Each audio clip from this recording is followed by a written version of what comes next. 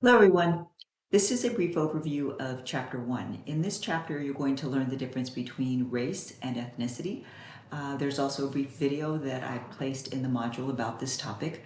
But very briefly, race is it's a socially constructed concept. That means that society has created a meaning for race. And the way we use it in the United States is that it's based upon physical characteristics, physical differences. On the other hand, ethnicity is the idea that we place people into groups depending upon their commonalities, things such as language, history, culture, traditions, values, food, music, etc. And so you will also learn in this module, in this week, about interpersonal and institutional racism. Interpersonal racism is something that we see on a regular basis.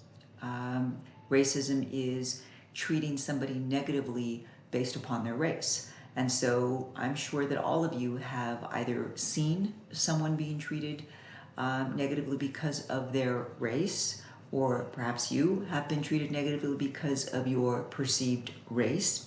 And notice how I said perceived, because really categorizing people is all about what we perceive.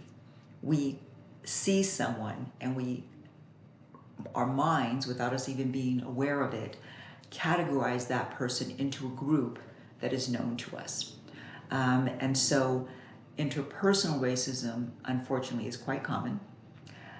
In institutional racism, though, is something that is harder to see. Before the Civil Rights Act of 1964, even before the early 1970s, institutional racism was seen everywhere. It was very overt. It was out in the open. After the passage of the Civil Rights Act of 1964, we started to see that racism in institutions did not cease to exist. People just found more covert or hidden ways of remaining racist within these institutions. And so here's probably one of the more recent examples that all of you are aware of. It is that, well, it's not really about racism so much as homophobia. But it is a type of discrimination that is very recent, and that is same-sex marriage. That until 2015, with the Obergefell versus Hodges case that the US Supreme Court decided, same-sex couples couldn't be married. And so this idea of how an institution operates, such that its policies look as though they are neutral. They apply to everyone, therefore they're neutral. In reality, those policies may have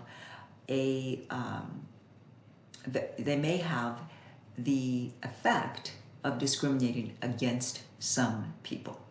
So you'll learn about interpersonal and institutional racism. You will also learn about the fallacies of racism. There are 5 fallacies of racism that you'll learn about in this chapter as well. So this chapter is really designed to give you a foundation for how sociologists think about race and ethnicity in the United States. And I hope that you are open to the material.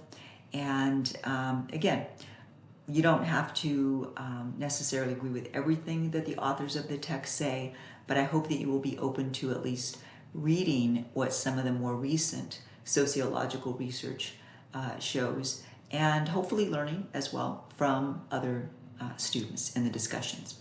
So that's chapter 1. I will see you all next week. Bye.